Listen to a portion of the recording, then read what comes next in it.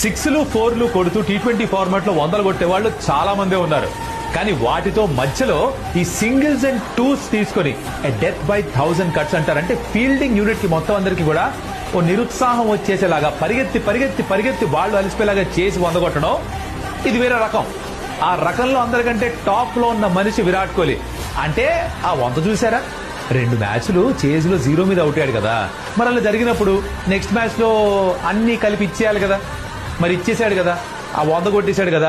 ఆ 92 to 98 6 కొట్టినప్పుడు ఆ సెలబ్రేషన్ చూసారా, అలా అలా అలా అలా ఆడుతూ పాడుతూ 100 పూర్తి అనిపించలా, ఎఫర్ట్లెస్ గా మెటాష్ మంగళగిరి చేశాడు ఈ చేజ్ ని.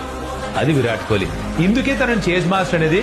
ఇందుకే తనకి గుడి కట్టినా తప్పు లేదు, తనకి సన్మానం చేసిన తప్పు లేదు, తనకి ఎన్ని కితాబులు ఇస్తే తప్పు లేదు. అంతే. మీరు మొదలెట్టండి, మీరు మొదలెట్టండి అమ్మా, మీరు మొదలెట్టండి. మానోడు ఇచ్చి పడేసి